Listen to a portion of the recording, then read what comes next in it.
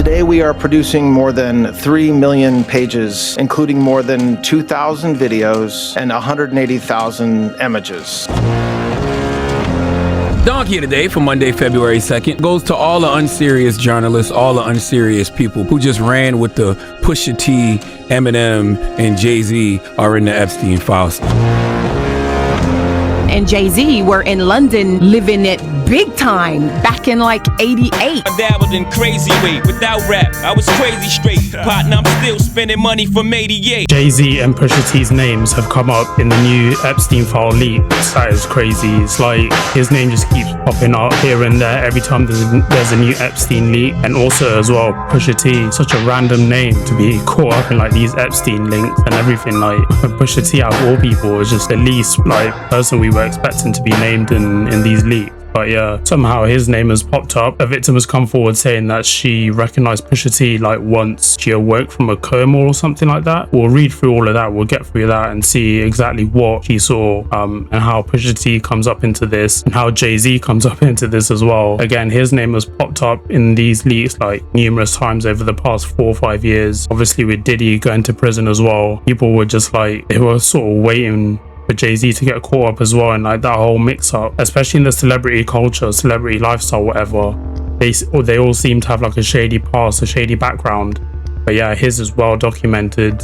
Obviously going all the way back to Aaliyah back in the late 90s, early 2000s. First, let's read through this leak that's come out, and obviously the leaks that have come out is millions of pages. Like obviously we can't go through all 1 million plus pages. So we're just going to see the exact like quote where Jay-Z is mentioned, where Pusha T is mentioned as well, and what the victim had to say about that. Jeffrey Epstein's newly released files named Jay-Z as a sick predator who drugged and hard multiple women and was literally naked in the room with Harvey Weinstein. Obviously Harvey Weinstein, he got sentenced to prison like a few years ago. Obviously he was doing like other weird stuff as well. And I think he was a film producer or Hollywood exec, something like that. But yeah, he got sentenced to prison over doing like weird stuff as well. This monster still walks red carpets and runs empires in the music industry. How many more victims have to suffer before Hollywood burns? The conspiracy crowd tried to warn us and we mocked them. So on 10th of July 2019 at 8:20 a.m. Eastern Time, whoever called, their name is redacted, called the FBI National Threat Operations Center to identify herself as a victim of abuse by Jeffrey Epstein and others. The name, again redacted, provided the following information. In approximately 1994, the name redacted revealed herself to said person as a past victim of abuse by Epstein. She described the abuse occurred during parties. She further identified as a friend of, name redacted. In approximately 1996, someone resided with someone in this place. It's just so redacted, like it's so crazy for real. An unknown man abducted said person from her home when she later awoke in the presence of Harvey Weinstein and Sean Carter, Jay-Z, while Weinstein had inserted his fingers into. She believed she was in Epstein's mansion in Florida. She estimated she was abducted on 7 occasions, awakening each time in an opulent indoor setting, like a mansion type shit. She suffered from abuse on multiple of those occasions in which Epstein participated. She recalled Leon Black and William Barr, current United States Attorney General, being present during some of the occasions of abuse in approximately 2006. So they're saying in 1996, she had woke up in one of these occasions where she had been abused by Jeffrey Epstein and some of his associates, whatever. But she woke up that one time and saw Harvey Weinstein in front of her and Jay-Z as well. Yeah, we're literally talking about like 1996 is Reasonable Doubt Jay-Z. So yeah, 1996 Jay-Z, he had just released Reasonable Doubt, and obviously 1995 he had been selling burnt CDs out of his car and creating an independent record label with Dame Dash and Biggs. But yeah, in the late 80s, early 90s, Jaz O, who himself, he had a little buzz, he was a rapper as well, had a little buzz around his name in the late 80s, early 90s, and he took Jay-Z on tour. Jay-Z was his hype man. This was when he first tried to become a rapper. And as we can see here, Jay-Z as the hype man and Irv Gotti as the DJ. And then obviously Jay-Z would also go and work with Big Daddy Kane as well, or be featured on one of his albums. And also before 1996, we all know Jay-Z was like, he was moving dope. Obviously he said that he lost a few bricks like back in the 90s. Okay, so seen a lot of people saying there's no way Jay-Z could have been around Weinstein in 1996. This was 2 years later of them at the same party. It's not that hard to believe. Apparently Getty Images, maybe that could be a source of validation to be credible. This is 1998 at Diddy's 29th birthday party in New York, and there we go. Yeah, Harvey Weinstein at the same party in 1998. Yeah, it's not that far of a reach to say maybe in 1996 he was rubbing shoulders alongside like the people like Harvey Weinstein, the United States Attorney General. But in 1996, like fresh, you've just released your debut album, fresh in the rap game, and you're hanging around with like all these powerful people. Maybe Jay-Z was well connected like before Reasonable Doubt. This is 1998 at the time, so yeah, Jay-Z had established himself. He was like a star at the time in 1998. But going back to 96, he had just come into the rap game. Before 96, Jay-Z was in London in the late 80s and living in the good parts of London. So he wasn't a rapper at the time. He hadn't signed a deal or anything. Because I met Latifah when she came to London. I met a few artists before I even moved to this country. Like I met Latifah, she came to London. I met the Jungle Brothers, True Mathematics, Sure Rob G. I met before I even moved to this country. I met Jay-Z before I moved to this country. You know, that was They had to check in with Moni Love in London before. No. Moni Love was a bubbling, coming up UK MC that nobody knew. You know, Jazzo and Jay-Z were in London living it big time back in like 88. They were in this huge, I'm born and raised in England, and I never saw an apartment that looked like that in England, or a flat as we call it. I've never seen that. They lived there for a little bit? They were there for like, I don't know, 5 months, something like that. Like they were working in a state-of-the-art studio with a top engineer named Chuck Newt. They were, it was Zomba, I think it was. Was it Zomba? They were in like Stonebridge in this huge studio. It was crazy. And I only see the picture. We always see the picture of the studio with the Mercedes out front of it, I think. She confirms it there, like in the 80s, living in the good parts of London. Like it's just unheard of for someone coming from the Marcy projects. Like, so he had that money, but did he have the influence to be hanging around like the Harvey Weinsteins of the world, the United States Attorney General? And now she says, yeah, 1996 approximately. So it could have been 97, could have been 95, but yeah, approximately 96. She woke up after her alleged abuse and saw Harvey Weinstein and Jay-Z. And then this time, this is where Pusha T is mentioned now. So she says, each occasion she believed she was drugged, held in her memory. She attributed the drugging as frequently performed by persons assigned as handlers, whom she described as persons who established friendships with the victim. Among her handlers, she identified the artist Pusha T. In approximately 2007, she attended a party following invitation from an unknown man who approached her as she walked down the street. Harvey Weinstein and Pusha T also attended the party and drugged her before engaging in abuse. She claimed to have additional information of other persons involved in the enterprise and information related to racketeering conducted in support of the trafficking. She further believed she was under surveillance and stalked at the direction of the people involved in the abuse, so like gang stalking. She confirmed she was not diagnosed with any mental illness. She refused to provide her physical address, advising that she maintained no permanent address. Rather, she moved between staying at different hotels. In 2007, she said one of her handlers was Pusha T and was also at the party where this drugging was going on and this abuse was going on. Yeah, but again, I don't know, it's just hard to see like Jay-Z in 1996, after just releasing his debut album, to be hanging around with Harvey Weinstein.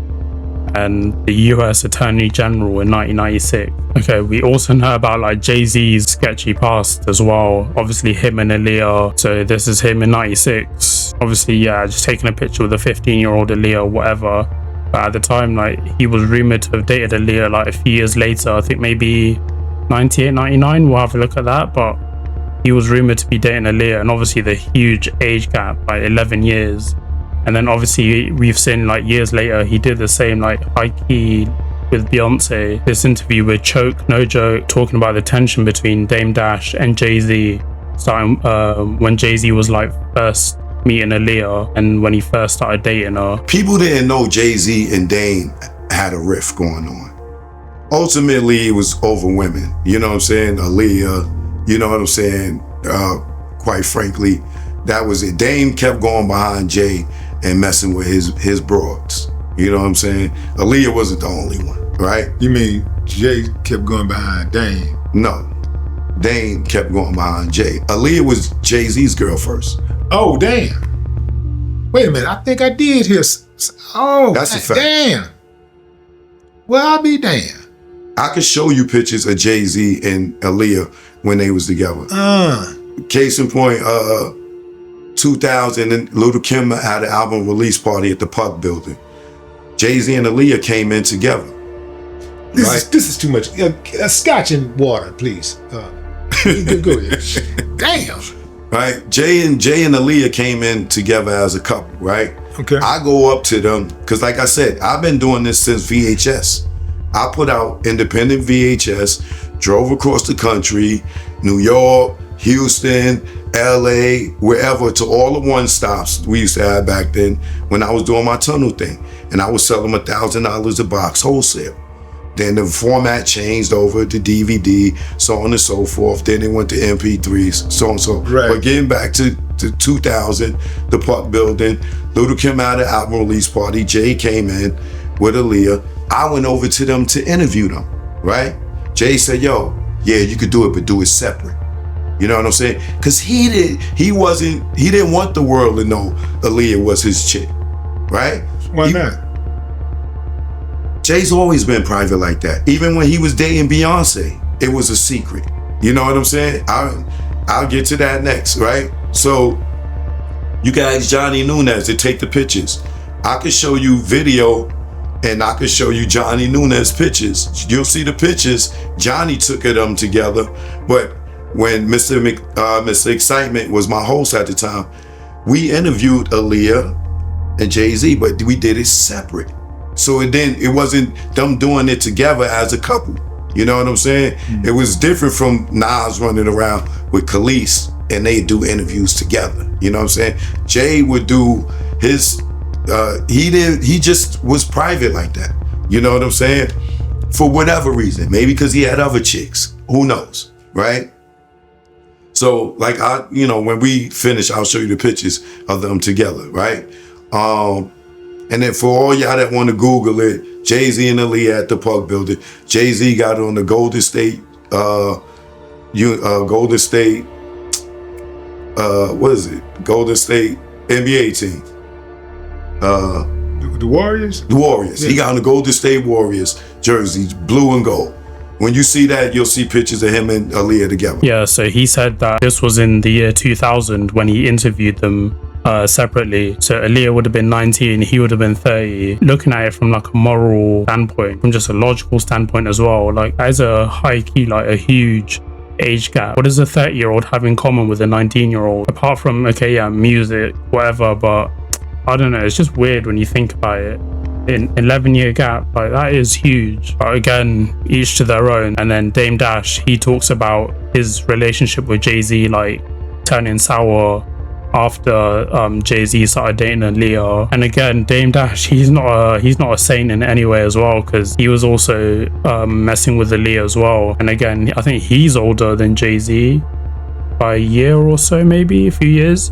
So if anything, that's even worse, like an even bigger age gap. So he's not a saint as well in this as well. For some reason, all the people that are under the gun right now were people that I did not with. I mean, let's just put that out there. So Harvey Weinstein, Me and him did not get along. Me and Puff, we were not, you know, we always had respect, but we were in two different complete hemispheres of reality at all times, you know, but I still had a lot of respect for what he was doing as far as music and being relevant, but I was like, I would not do it that way. And you know with me and homie, R. Kelly, like and not one of those people could you say I'm aligned with at all. Like I might have started cool with him and ended up not cool with him because you understand what I'm saying? Like that's like bing, that's like 4 or 5 in a row of people that I was like not cool with that are under the gun. Was you and R. Kelly ever cool at any point? Why? He's an R&B. I'm not an R&B. No disrespect to R&B because I'm cool with Tyrese. But we have these things. Like sometimes I'll be like, that's that R&B shit you doing. You know what I mean? I'm not R&B nigga like that. I wasn't hanging out with no R&B nigga. I just couldn't. I think the fact that Jay was fucking with him is what used to blow my mind more than anything. Like I feel like I don't know why he wants to fuck with this guy so much. Like why? I just never understood it. So I think it was just more me feeling awkward about the fact that I had to be around him on some level, but I wasn't around him. Like I never was around him. Like even when they, that not guilty, I wasn't, like I came for the video, I was out. I wasn't a guy, and I think like we took pride, at least I did, and my crew, in not hanging out with famous people or famous men. Like you was gonna be famous, you had to be a female. But I wasn't trying to be up under no other famous dudes. I didn't think that was, like, I'm not gonna hang out with you just because you're famous. And I don't like dudes that much. So I was like, why would I have no reason. Like what I'm gonna do, go to the studio and hang out with it? Like I don't do that. Right. Did Jay know about what he did to Aaliyah? Did he know that everybody knew R. Kelly married Aaliyah at 15? Everybody knew that. So was the conversation had like, yo, how you gonna go and do something with this dude? Hell yeah, that conversation was had. Hey, you think I'm soft? Pause, like I'm punk?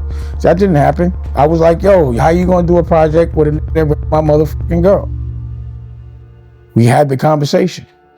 Why would you still with a nigga that with someone that raped your girl? Would you still do anything with that person? So why would anyone expect me to? Like, that's what I don't understand. I'd be like, yo, people be like, why? Just that alone. There's a lot of other shit. But that alone was like the nail in the coffin for me. I was out of there. I was gone. Trust me. After that, I don't want to be nowhere near. I knew that shit was going to blow up. I didn't want no parts of that shit. Like, I was like, I don't want no parts. That's not good money. What I would love is for someone to ask him, like, yo, why would you still do a project with that man knowing that he raped fucking Aaliyah? That should be the question. That's Dame Dash talking about how Jay-Z was hanging around R. Kelly, even though Dame Dash was way hesitant. He didn't like R. Kelly at all, but because they were Jay-Z and Dame Dash business partners at the time, he felt he had no choice but to hang around Jay-Z and therefore R. Kelly as well, even though he didn't like it. And also he frowned upon Jay-Z because he was like, you knew R. Kelly did this to Aaliyah, he abused her, so why are you still hanging around the guy?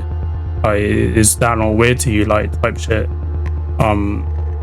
So that's why, yeah, Dame Dash says he cut his relationship with Jay-Z, again, or just going back to the whole Aaliyah situation. It was a whole mess, that whole thing. Like, it was just weird vibes. But yeah, again, Jay-Z just being caught up in the whole Epstein list, the whole Epstein leaks. His name here been mentioned by the alleged victim, saying she allegedly saw Harvey Weinstein and Jay-Z, like when she woke up from being overdosed or from being given all these tablets, whatever. When she woke up, she saw Harvey Weinstein and Jay-Z. This is in approximately 1996. So the year Jay-Z released his debut album. Yeah, so again, the story could be true, but again, you just have to think, like, why would a Jay-Z who's recently new to the game, like to the rap game, just released his debut album? Why would he be hanging around with like these powerful people like Harvey Weinstein? She mentions here again the current United States Attorney General. Why would a 1996 Jay-Z be hanging around with them? Again, maybe he did have influence that we don't know of, but I don't know, man, just seems a bit weird. And then, yeah, she mentioned, or she goes on again to mention that in 2007, at a party she attended, that party, she was drugged.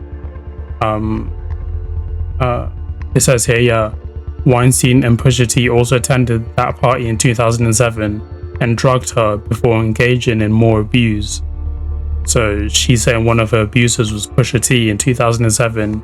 She also says here, among her handlers, identified the artist Pusha T